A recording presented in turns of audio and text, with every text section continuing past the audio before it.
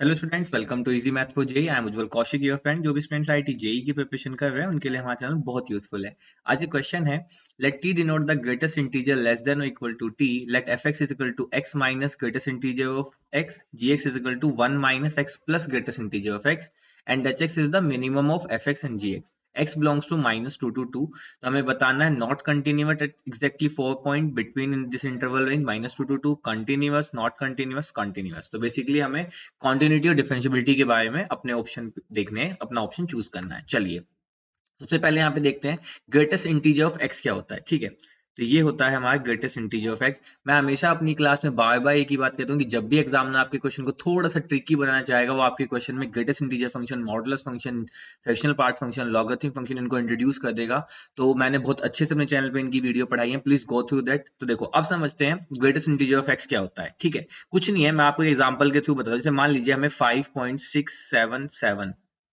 इसका greatest integer निकालना है, तो आपने सबसे पहले ग्रेटेस्ट इंटीजर जो भी आपको जहां पे लिखा हुआ हो, आप हमेशा बस सबसे ना उसकी डेफिनेशन, जो उसकी लाइन लिखी हो उसको देखना। सबसे पहले पढ़ो इंटीजर लेस देन और इक्वल टू टी, तो यानी कि मुझे वो इंटीजर बताओ जो 5.677 से छोटे हों और इक्वल हों। तो इससे छोटा इंटीजर क्या आएगा? 5 आएगा, फिर उससे छोटा इंटीजर 4 आएगा, फिर उससे छोटा इंटीजर 3, फिर उससे छोटा 2, 1। इस तरह से सब इंटीजर क्या आएंगे?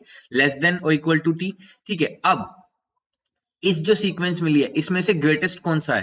तो ग्रेटेस्ट है 5, तो ग्रेटेस्ट इंटीजर ऑफ 5.677 क्या हो जाएगा? Nothing but 5। तो इस तरह से हम निकालते हैं ग्रेटेस्ट इंटीजर।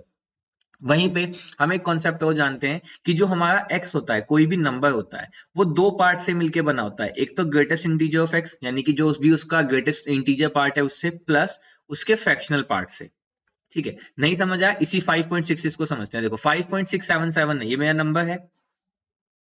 तो देखो इसमें इंटीजर पार्ट क्या है? 5 है, प्लस फ्रैक्शनल पार्ट कितना है? 0.677। तो कोई भी नंबर इन दो चीजों से मिलकर बना होता है। अब मान लीजिए अगर मेरे पास सिर्फ इंटीजर हो 5 हो, तो उसमें फ्रैक्शनल पार्ट कितना हो जाएगा? 0 हो जाएगा। ठीक है, तो ये जो बहुत इंपॉर्टेंट रिजल्ट है, x is equal to greatest integer of x plus fractional part of x, बस हम इसी को यहाँ पे यूज करने वाले हैं।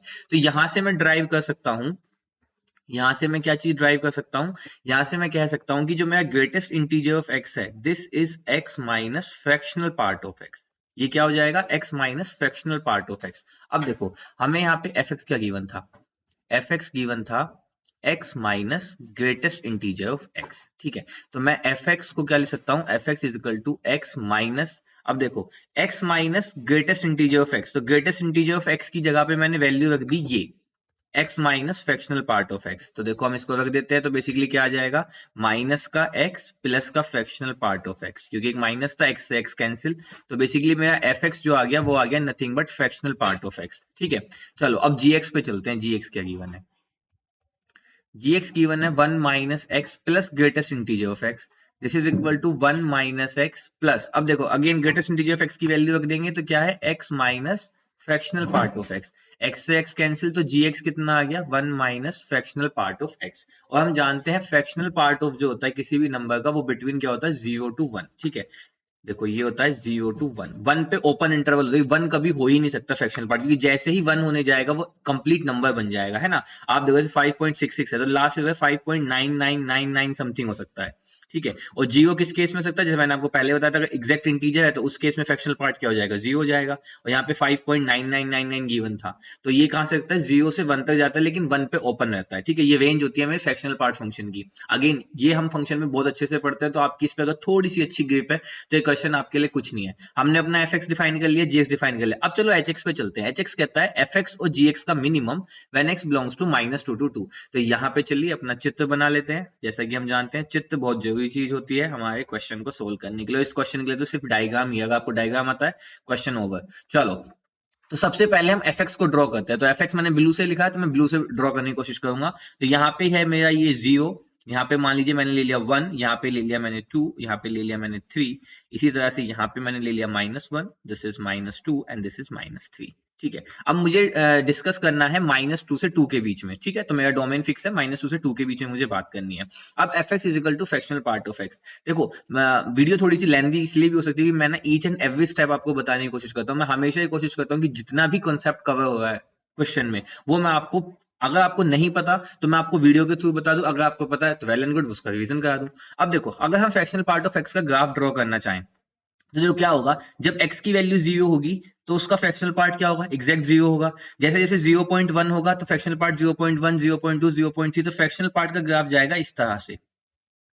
लेकिन जैसे ही 1 होगा तो 1 पे हो जाएगा ओपन, और 1 पे exactly fractional part of x क्या हो जाएगा, 0। नहीं समझ में आया, देखो जैसे ये मेरा फ्रैक्शनल पार्ट ऑफ एक्स था, ठीक है। अब अगर मैं x की वैल्यू यहाँ पे 1 पुट करता हूं, तो अब इसमें फ्रैक्शनल पार्ट क्या है, 0 है, क्योंकि ये तो पूरा इंटीजर है ना, तो इसका फ्रैक्शनल पार्ट क्या है, 0 है। तो एग्जैक्ट 1 पे फ्रैक्शनल पार्ट की वैल्यू कितनी आएगी, 0, ठीक है। अब देखो 1 से आगे चलेंगे तो 1.1, जैसे मान लो 1.5 ले लो, चलो ठीक है। अब 1.5 में ग्रेटेस्ट इंटीजर पार्ट क्या है, 0.5। ऐसे अगर मैं मान लो 1.3 लेता हूं तो ग्रेटेस्ट इंटीजर पार्ट क्या है, सॉरी फ्रैक्शनल पार्ट क्या है, 0.3।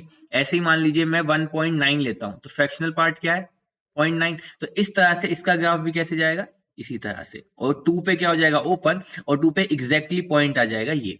अब देखो हमें डिस्कस करना था बस 2 तक, तो 2 तक ही रहने देते हैं, चलो। ऐसे ही -1 से 0 का ग्राफ ड्रॉ करेंगे तो वो भी सेम आएगा, -1 पे फ्रैक्शनल पार्ट हो जाएगा एग्जैक्टली 0, और यहाँ पे आ जाएगा ओपन। इसी तरह से -2 पे जाएंगे तो ये भी इस तरह से यहाँ पे ओपन, और ये -2 पे एग्जैक्टली 0, ठीक है। तो देखो ये बना मेरा graph fractional part of x का, जो मैंने ब्लू से बनाया, ठीक है। चलो अब डिस्कस करते हैं, मैंने रेड से लिखा था, मैं इसको थोड़ा सा रब कर लेता हूं ताकि नीट एंड क्लीन दिखे। देखो अब मैंने रेड से बनाया था जीएक्स, तो अब जीएक्स को ड्रॉ करने की कोशिश करते हैं। देखो जीएक्स क्या है, 1 minus fractional part of x, तो बहुत सिंपल है। आपको या तो आइडिया लगी गया होगा, नहीं लगे तो देखो मैं बताता हूँ। सबसे सिंपल से -2 पे देखते हैं, तो जैसे ही मैं जीएक्स में -2, देखो 1 minus fractional part of x है, ठीक है। अब मैं एक्स की वैल्यू ले लेता हूँ -2, तो 1 माइनस -2।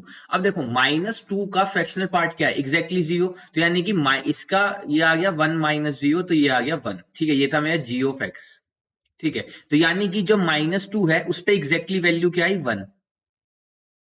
अब जैसे ही वो आगे की तरफ चलेगा तो ये क्या करने लगेगा, डिक्रीज करने लगेगा, और डिक्रीज करते हुए ग्राफ बनेगा इस तरह से, और -1 एग्जैक्ट आते ही ये यहाँ पे इस बार ओपन हो जाएगा।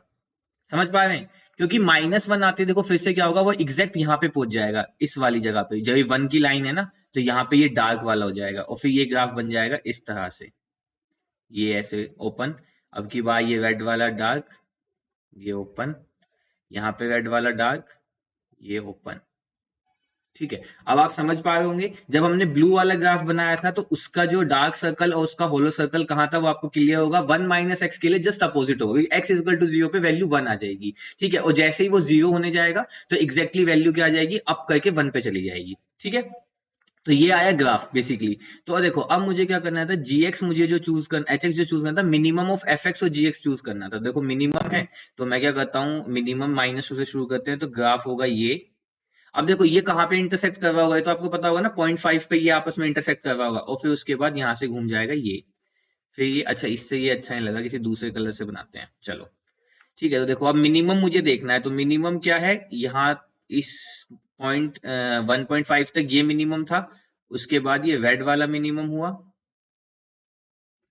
ठीक है। फिर उसके बाद ये मिनिमम हुआ, फिर ये मिनिमम,